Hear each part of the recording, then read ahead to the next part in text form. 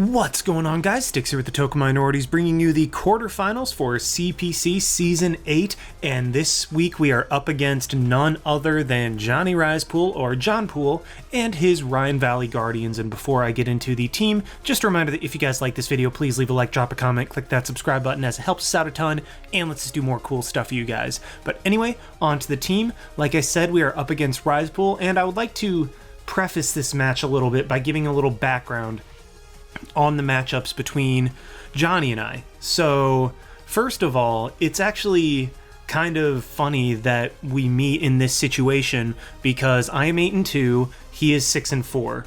We encountered in my first ever major season of any draft league. We faced in the quarterfinals of playoffs where I was 8-2 and he was 6-4, and he was able to get the best of me in that game, which he eventually went on to win the championship. So this is kind of coming full circle, as it were. We've had a couple more encounters that we quote-unquote split. I mean, in games where we've actually tried to win, he's beaten me twice. I have yet to beat him in an actual, trying game, whereas I did defeat him in a meme game because of defense curl rollout metronome salamence. So yeah, currently I have not beaten Johnny yet, and I'm really looking and hoping that this is the first time, because I would really like to kind of have it be a coming full circle, to show where I started and how far I've come as a draft league battler. It'd be really cool to be able to get revenge on him in this game as a callback to my first ever playoffs run in any majors league. So yeah, looking at the team that he has Garchomp, Torrentee, Weavile, Keldeo, Bronzong, Roserade, Slowbro, Rotom-Mow, Volibee, Palisand, and Mega Gardevoir. And quite frankly, his team is ridiculously terrifying, especially with my speed tiers being so out of whack that things like Garchomp, Keldeo, Roserade, Mega Gardevoir, all of whom can run attack or special attack boosting natures and still outspeed everything that they need to outspeed. There's a gigantic gap between, I believe it's, heck, even my Raichu, but the big speed gap is the real speed gap, because let's be real, no one tries to speed creep Raichu.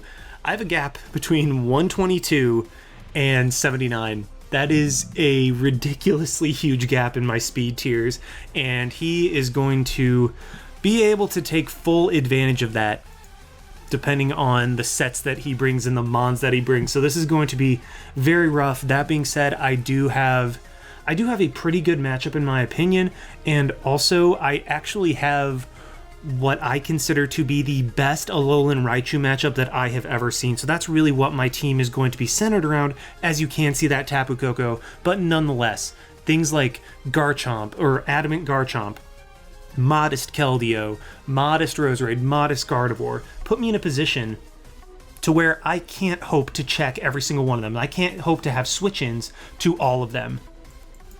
So instead, what I have to do is just to have a bunch of pivots, have delays to his mons, just prevent them from sweeping me in a particular turn. Just try to delay it enough to where my two potential win cons in my Celesteela and my Raichu can potentially give me the ability to clean them up, get the damage that I need off on them to be able to clean up the game.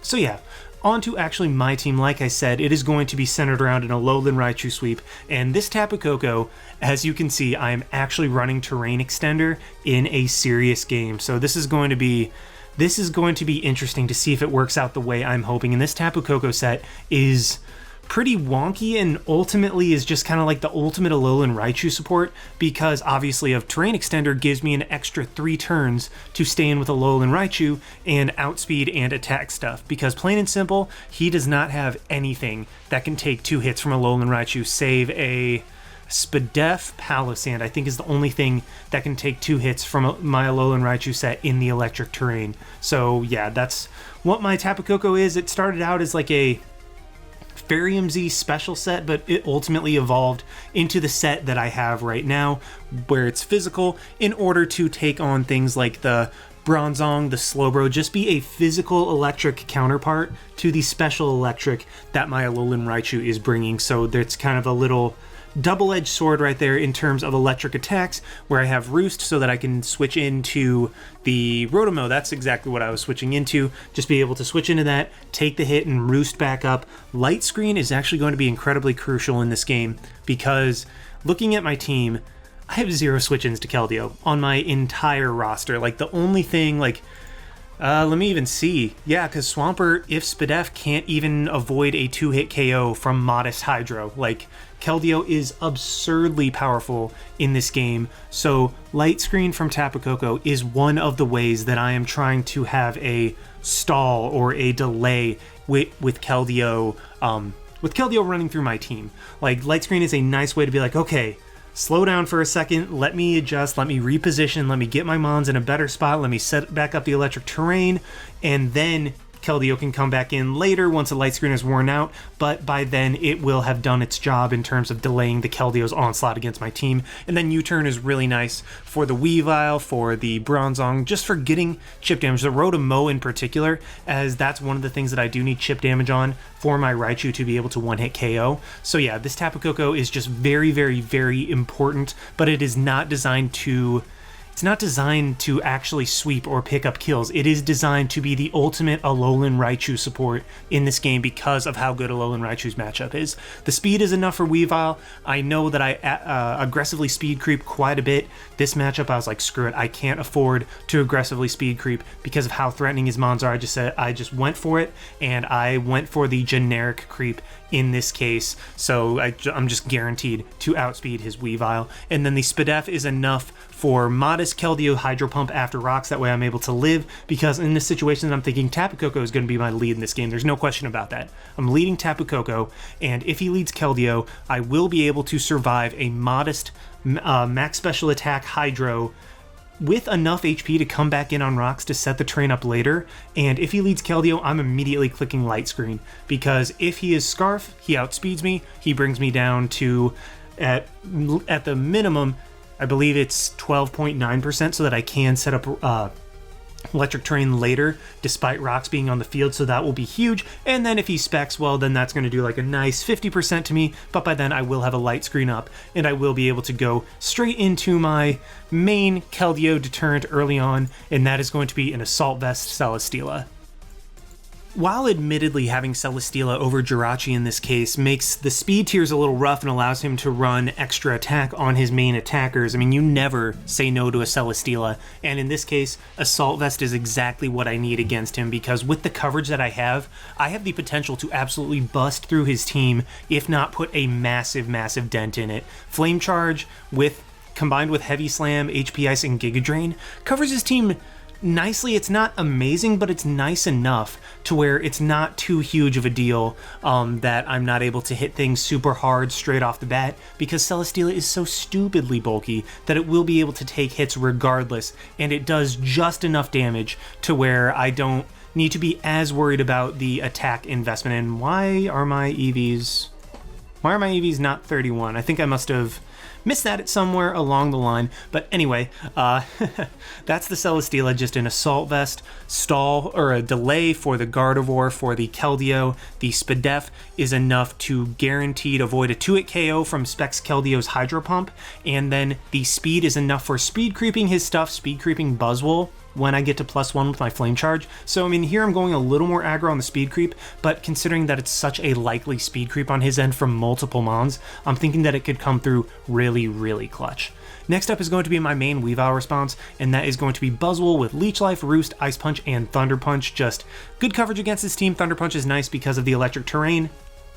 That is more than likely going to be up throughout the duration of the game, and yeah, it's my Weavile response. Like, it's just plain and simple. Weavile is a huge threat against me, and it's nice having something that can switch in, be like, screw you, Weavile, I'm going to take you on very, very easily, and at least get a big hit off on something else if he tries to switch out his Weavile. And at that point, Weavile will have taken 2 rounds of rocks, hopefully, because coming in, switching out, and then coming back in before it can really do some damage to my team. So that's what Buzzwole is there for. And if he doesn't bring Weavile, well, then this thing is a sack, and having a sack against a very high-powered offensive team like his is always really nice. The defense is to avoid an Oko from a +2 Inferno Overdrive from Garchomp. Granted, that is a +2 Fire Fang, or Z Fire Fang, not Z Fire Blast, because I'm pretty sure Fire Blast just immediately obliterates me, like no questions asked, and then the speed is just kind of for a generic creep. Next up is going to be my Nidoqueen, and this thing is my anti-Leaf Storm spam switch in. Like, Celesteela is pressured enough taking on the Keldeo and the Mega Guard. Nidoqueen is needed for his 2 strong grass types in Rotom-Mow, who is betraying me. Well, to be fair, I kind of betrayed it by dropping it. Johnny picked it up. But I mean, either way, it's trying to get revenge on me, but also Roserade is very scary as well. Nidoqueen is designed to be able to switch in to a modest Roserade's Leaf Storm, because I'm thinking Scarf Roserade and Scarf Modest Rotom will be the brings in this particular game. So yeah, Nidoqueen being able to switch into them, no questions asked, take 2 modest Leaf Storms, pop the Eye of Papa Berry, and get up rocks while also super fanging down things like the Keldeo, which I mean I don't necessarily need as chipped, but it's nice for Celesteela, chipping down in particular the Bronzong, which is huge for Raichu for being able to sweep later, and then being physical, it's just nicer for being able to hit the Roserade a little bit harder, the Rotom-Mow, that type of thing. And yeah, I mean, it's just very straightforward. Nidoqueen gets up rocks, which are huge for chip damage in this game, putting things in range of certain KOs, and then Super Fang is for chipping down the Bronzong. That is very important for me to take care of.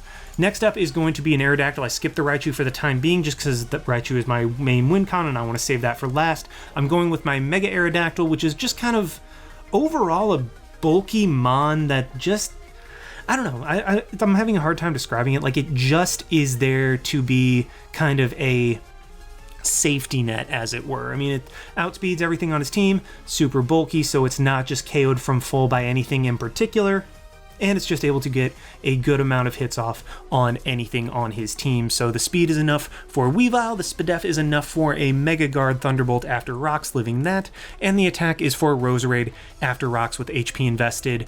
For a Roserade that has HP invested after speed creeping Buzzwole. I believe that's what I tried to hit there, and then just Crunch, Aerial Ace, and Ice Fang hit what I need it to hit. It's not necessarily the best coverage against the team. Oops, right-clicked. It's not necessarily the best coverage, but it hits hard what I need Aerodactyl to hit hard in this game. And finally, we have my Raichu, which is just super, super straightforward. It is the Dual Stab. HPI's Volt Switch is nice for being able to get chip damage off on like the Bronzong, the Mega Gardevoir, and the Rotom, whom I would not be able to one-hit KO if they were at full. So I mean, Raichu gets the chip damage for itself, so it's kind of Raichu supporting itself. The speed is enough for Scarfed Weavile, and then I threw in a little bit extra to speed creep stuff, speed creeping Buzzwole, even though I'm not really thinking that Raichu's going to have to come in outside of electric terrain. And then HP number and threw the rest into defense. So yeah, that is the team. Let's just go ahead and hop right on over to the battle. Alrighty, here we are in the battle, and the first thing I am noticing is that there is no Garchomp or Torn T, so his round 1 and round 2 picks he ended up leaving at home. I mean, just as well, I felt like I had a pretty good matchup against those things, but still, I mean, he has a ton of threats. Like, there were 8-9 mons that he could have potentially brought, including the Palisand, the Garchomp, and the Torn, so it was just kind of a crapshoot as to what he brought, but luckily what he did end up bringing, I do feel very confident that I have the stuff to be able to take on. But considering his team, my game plan is not changing in the least. I'm just going to lead off with my Tapu Koko and go straight from there. So I'm going to lead off with my Koko as he ends up leading with his Roserade, and this was the one lead that I knew I would have to switch out immediately. I'm going to go in from my Koko into my Nidoqueen, as I know that nothing this Roserade can do can really affect my Spadef Nidoqueen at this point. And then instead of going straight for the rocks, I actually end up going for the Ice Punch, thinking that Roserade has spikes, so it's probably more of a Spadef set with a Koba Berry designed to take on Koko. And so instead of getting my rocks up, I go for the Ice Punch as he goes into his Keldeo, and yeah, that was a misplay not going for rocks right off the bat, or at least going for like a Super Fang or something. Just, yeah, I mean, rocks clearly would have been the best play, as Keldeo comes in, takes like nothing from Ice Punch, and so right off the bat, don't have my Koko in against Keldeo to get Light Screen up. My Nidoqueen is in against Keldeo. He has a Spike up, and this is honestly looking all sorts of bad for me. So as much as I hate to do this, I'm going straight into my Celesteela from the get-go. Like, if I get burnt by a Scald, then that's huge, but he goes for the Scald, ends up being Specs, and doesn't get the burn, fortunately. So now, with my Celesteela in on the Keldeo, I'm just going to go straight for the Flame Charge as he goes into Rotom. I get a crit, which I thought was really beneficial at the time, but you'll actually see it ends up biting me later.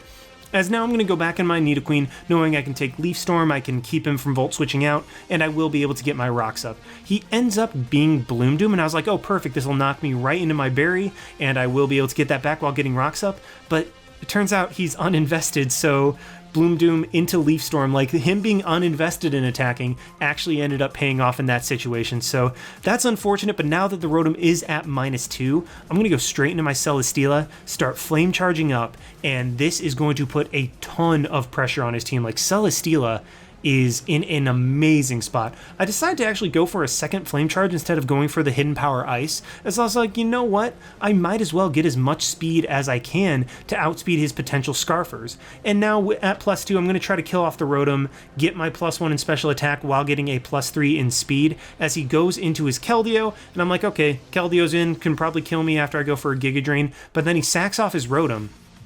And that's where the extra damage from Flame Charge, the crit that I got earlier, ended up hurting me, because Rotom was able to die to rocks instead of dying to an attack from me, or at least forcing something else in to take rocks, and either a Flame Charge or a Giga Drain. So yeah, that's actually a very unfortunate situation, because if I was able to get up to +1 special attack with my Celesteela, I might even be able to one-shot this Keldeo.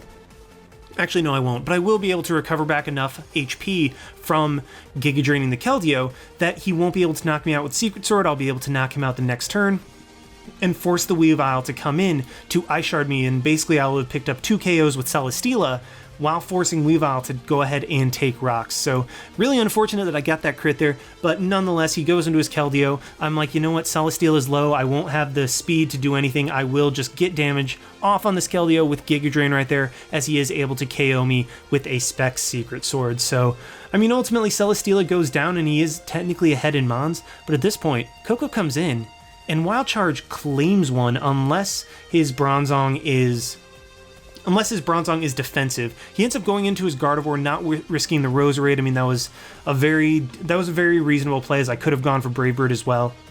But he does end up sacking his Mega Gardevoir. That goes down. That is a huge threat that is gone. And I go into my Aerodactyl, and you might be wondering, why did you go into Aerodactyl? Well, Aerodactyl does not allow in Keldeo, because we know it specs. First of all, like if I went Buzzwole, that immediately allowed in Keldeo.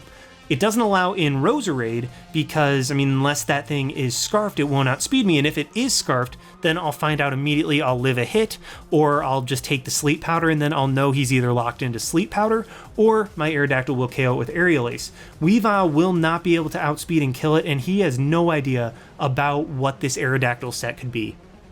And at this point, because I know the Keldeo is Specs, all I need to do with my Aerodactyl is get damage on Bronzong, and then Raichu is looking primed and ready to win the game. And the fact that his Roserade stayed in on my Tapu Koko turn 1, I'm thinking that he's not a Spadef set. I'm thinking that he's some sort of defensive set with a Koba Berry, or he might even be a Scarf set. Either way, I'm thinking that that thing will be one-shot by a Psychic from my Raichu. So all I have to do is get damage off on Bronzong, and so that's exactly why I went Aerodactyl. I needed him to bring in Bronzong, because I do have the crunch. Even if I have to sack Aerodactyl to a Gyro Ball, getting that crunch damage is incredibly crucial for Raichu, and potentially just puts me in a spot to win at turn 15. Like, by turn 15, I might have everything that I need in place for Raichu to come in and just clean up the game. Fortunately for me, that's exactly what it does. Goes into Bronzong. I'm going to go for the crunch, as that'll do a ton of damage.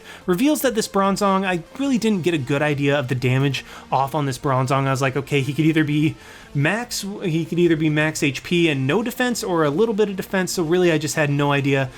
Gyro Ball, fortunately, it does not KO me because of my bulk, and I am just going to go for another crunch as the Weavile comes in and takes the damage. He gets a crit. Oh, I get crit.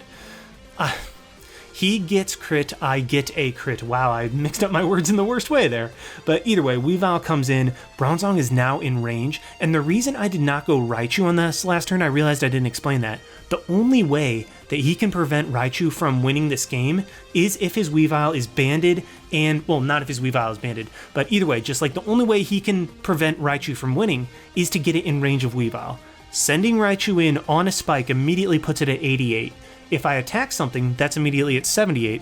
If I switch out, come back in, then I am at like 65 down to 55. Once I attack, all of a sudden that's in Choice Banded Weavile's Ice Shard Rage, and I need to remain out of that as well as I can. Like if I am able to stay out of Weavile's Ice Shard range, then I will be in an amazing spot and I will win the game. So that's going to be my MO going forward, is just only use Raichu when I absolutely have to, unless Weavile's gone. Once Weavile's gone, then Raichu comes in and just kind of sweeps everything. So yeah, with Weavile in, I'm going into my Buzzwole knowing that there's absolutely nothing he can do. Like, he has to predict and be like Life Orb, Aerial Ace in order to 2-hit KO me, and now with my Buzzwole in, Keldeo dies if I go for Leech Life, so that's exactly what I'm going to go for. I'm going to go for Leech Life.